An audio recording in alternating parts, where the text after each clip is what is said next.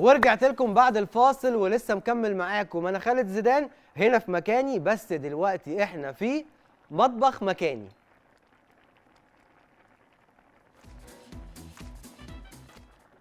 معانا الشيف عمر. ازيك يا شيف؟ ازيك يا خالد؟ عامل ايه؟ تمام الحمد لله. اخبارك ايه؟ تمام الحمد لله. خليك انت بقى جوه هنا وانا هجيلك وهنعمل مع بعض. ارجع بقى يا شيف، انا هقلب ماشي. لك. تعالى اهو، انا هجيلك هنا. ايوه، عامل ايه؟ تمام الحمد لله. كله حلو؟ زي الفل.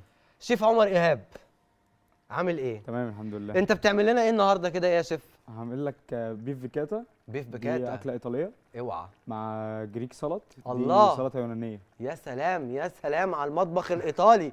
قول لنا بقى المقادير، وهي كده كده هتنزل معانا على الشاشه، بس عرفنا مقاديرنا ايه يا شيف. نص كيلو لحم بقري. حلو. تمام. بلدي. بلدي. ماشي. تمام. بصل. بصل. 50 جرام بصل. اديني في البصل. تمام. معانا زبده. زبده. تمام، يعني من 100 ل 150 جرام زبده. عارف انت الشيف المتخصص ده اللي هو بتاع 100 جرام 150 جرام، انا كده بطمن. حبيبي. بعرف ان انا هاكل اكله يعني. اتفضل كمل. معانا ديميجلاس بودر. ديمجلاس. ده ما هو هنعمل بيه الديمجلاس؟ صوص.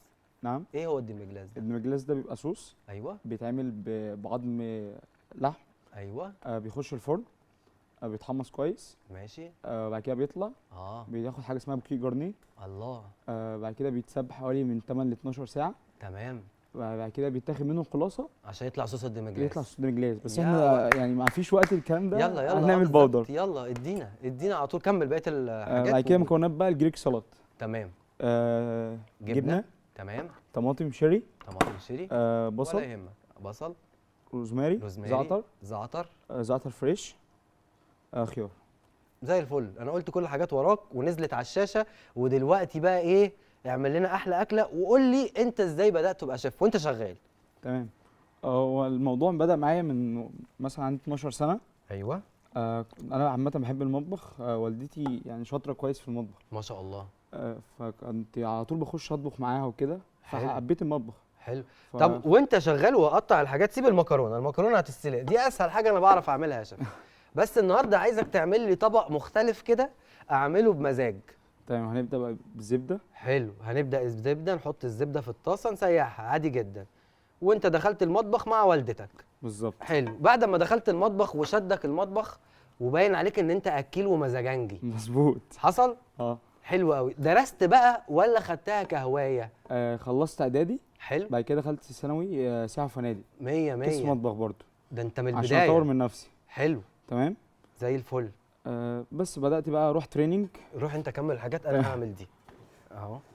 بالظبط كده بالظبط. بدات تريننج. في فنادق.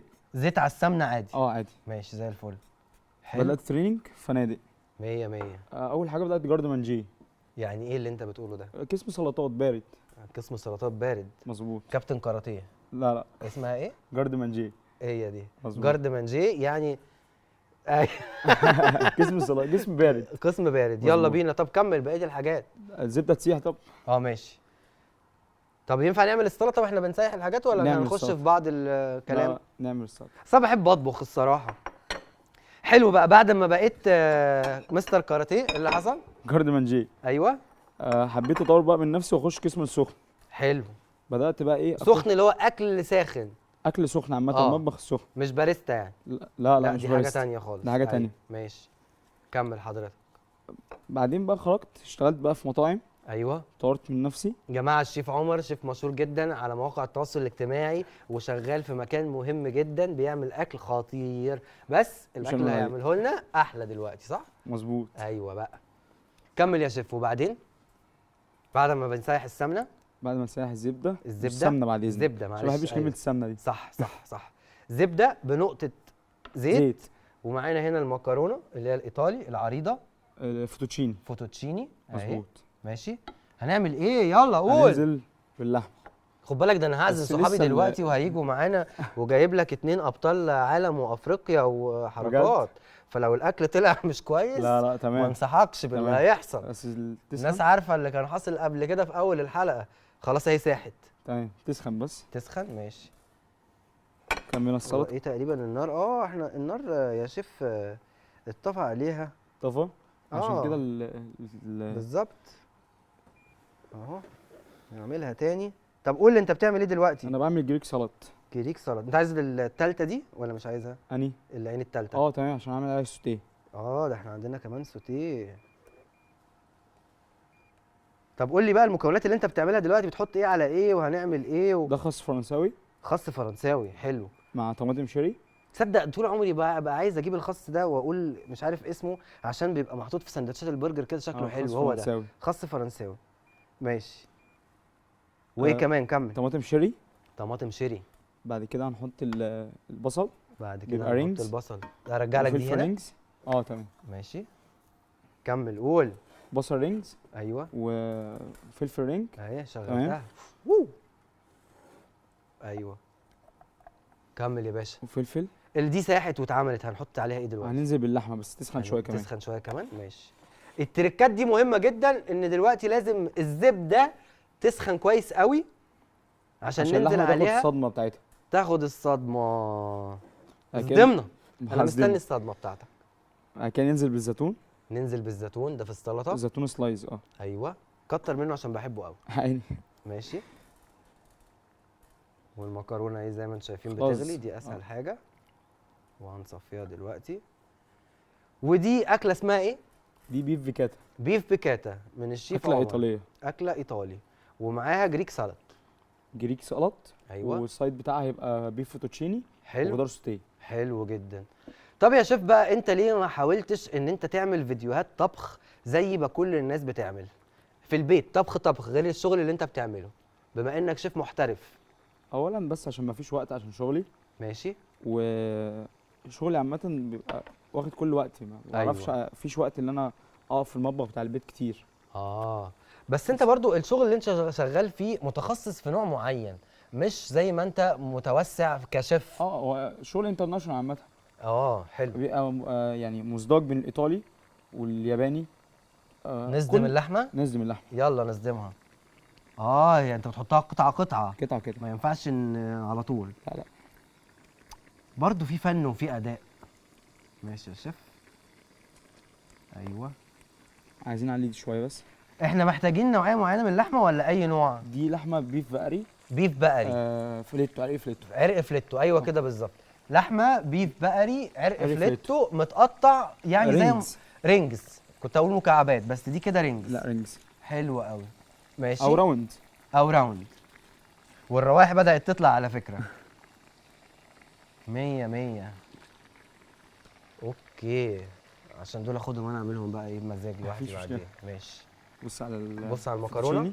ندوقها يعني ولا نشوفها استوت ولا نعمل ايه؟ تمام استوت؟ تمام. استوت باين جدا اهو، وبيقولوا لنا انها باينه تستوي. عرفوا ازاي طيب؟ هتعمل ايه؟ لا ده عايزه حاجه تشيلها بقى بيها. اي سخنه عليك يا شيف. استنى هجيب لك حاجه. بص احنا هنستخدم بقى ايه بس معلش مناديل. لا مش ايه؟ هتعمل ايه؟ هنصفيها هنا. ماشي. ازاي؟ هجيب لك المصفى معايا. دي. وزي ما انتم شايفين دلوقتي بنصفي المكرونه وبنقلب اللحمه ولا بنسيبها على وش واحد؟ لا سيبها على وش واحد لحد ما تاخد الصدمه الكامله. الوش الواحد. كنت هبوظ الدنيا انا دلوقتي. مظبوط كده. سيبها تاخد الصدمه عليها. ماشي. طب بالنسبه للسلطه اعمل ايه؟ السلطه خلاص يعني ناقصها حاجه بسيطه. طب انا هصفي لك المكرونه. تمام. هنحط اخر حاجه الجبنه الفيتا. برضو دي طريقه حلوه لتصفيه المكرونه. لو مش لاقيين حاجه نمسك بيها نقدر ايه نقوم جايبين الكبشه ونحط كده المكرونه كده اهي. والله ما لغوصه ولا حاجه. بيقولوا لي ان انا بلغوص ولكن انا ما بلغوصش، لان والدتي هتشوفني دلوقتي وتقول لي برضو كل مره اقول لك تجيب الجوانتي علشان تمسك بيه الحاجه بنسى. بتقول ايه يا ريس؟ صح؟ عايز بكام؟ انا بيقولوا لي ان انا بعمل طعميه دلوقتي يا شيف عمر. ينفع كده؟ لا طبعا. عندك قراطيس؟ طيب نطلع لهم شويه. كده السلطه بتاعتنا خلصت بجد؟ ناقصها بس ايه؟ ايه ده؟ لا اخلطها لي كده مع بعض واعمل لي. هي كده؟ هو ده الديزاين بتاعها. طيب تعالى طلع انت بقيه المكرونه. ناقص رشه الزعتر اوريجانو. اوعى. حاضر هنرش رشه الزعتر اهو 2 اهي. عندها زيت زيتون. كمان زيت يا لهوي يا جماعه على الجمدان. اهي يا باشا اتفضل. كده جاهزه السلطه بتاعتنا جاهزه. اهي نقلب واحدة. اللحمه. قلب اللحمه واعمل اللي انت عايزه عقبال ما ايه اهي كده باينه اهي 100 100 اهو. احنا بقى ايه دلوقتي؟ بسم الله الرحمن الرحيم. يا شيف عمر احكي لي بتعمل ايه؟ دلوقتي احنا بنقلب اللحمه الوش التاني. مم. مم. مم. حلو. قلب قلب.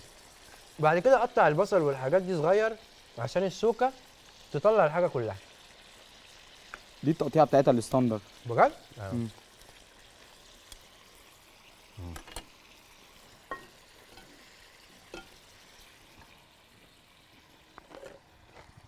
مم. طبعا السلطه دي تقدر تعملها في البيت سهله جدا. سهله جدا وبسيطه، مكوناتها مش بالظبط موجوده كده. في اي بيت مصري يعني. ده حقيقي طبعا في اي بيت مصري فيه البصل، الزيتون، الفلفل الالوان، الخس الفرنساوي، في اي بيت مصري مش في ايطاليا عادي جدا. ايه يا شيف ده بقولها هي سلطه يوناني على فكره مش ايطالي، سلطه يوناني فموجوده في اليونان مش في مصر. وموجوده في مصر عادي. بس الصراحه هي حلوه عجبتني. بس انا هفضل مقضيها سلطه ولا ايه؟ لا طبعا. مم. طب قولي بقى انت متخصص انترناشونال ولا بتعمل بقى طاجن عكاوي؟ طبق كده. لا اسمه إيه؟ انترناشونال. انترناشونال مش اورينتال. يعني مفيش عكاوي مفيش ورق عنب لا في بس مش تخصصي.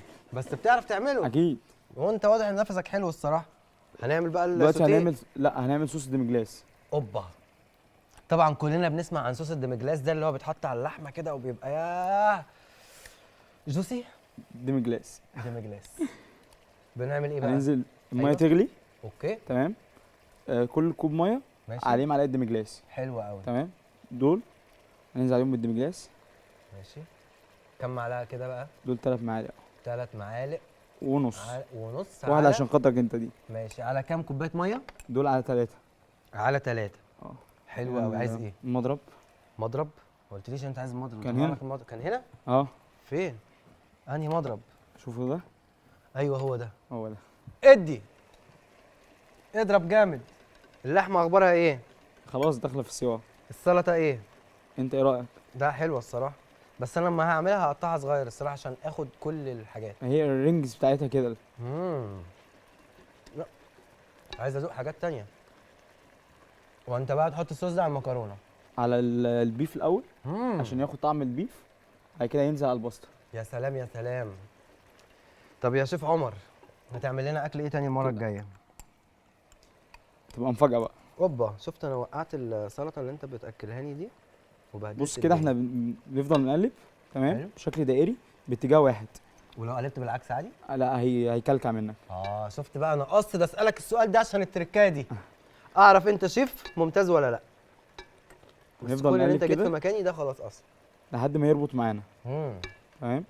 احتاجنا تاني نزود ممكن نزود عادي. ديمجلاس. ديمجلاس. حلو قوي. ماشي يا شيف. وبعد ممكن كده نزود معانا كملت كمان. دراسه في الجامعه سياحه ساعة وفنادق. فنادق. حلو قوي. وما اشتغلتش في فنادق او حاجات زي كده؟ اشتغلت فترة مش كبيرة قوي. حلو. بعد الدراسة يعني انا كنت تريننج في ايوه الفنادق. لازم تتدرب في فنادق. بعد كده خلصت التريننج. حلو. اشتغلت بقى ايه في الفنادق بس مدة قليلة. بس ده بيديك خبره حلوه قوي في الهيجين والحته ان اكيد في السيفتي فود والهيجين بالظبط. والهسب ده وكل ده. بيفرق جدا عن مجال المطاعم في الشغل. هو طبعا أكيد. في هيجين وكل حاجه بس مش زي الفنادق. بالظبط كده. فده بيخليك تتعامل بمعايير معينه بريسبي معينه صح؟ اكيد طبعا. طيب مش حابب ترجع للفنادق تاني؟ حابب بس انا يعني المكان اللي فيه مرتاح فيه كويس. حلو ما شاء الله. بيطبق برضه الهيجين وسلامة الغذاء تمام. اكيد. يعني شبيه للفنادق. وبتفكر تفتح لنفسك مكان في المستقبل؟ بس مش دلوقتي بصراحة. بس يعني لما يبقى عندي الخبرة الكاملة ان انا اعرف ادير مكاني ايوه وما واجهش اي صعوبات فيه. وحييه جدا يا جماعه بجد لان هو واضح ان هو عنده سلام نفسي وعارف هو فين دلوقتي ومخطط لقدام. ودي حاجه تحترم جدا ان انت عارف خطواتك كويس قوي يعني.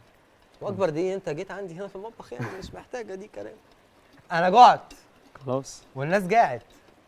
فهنعمل ايه؟ انا هجيب صحابي هتصل بيهم اعزمهم ممكن؟ ممكن. بعد اذنك. ممكن.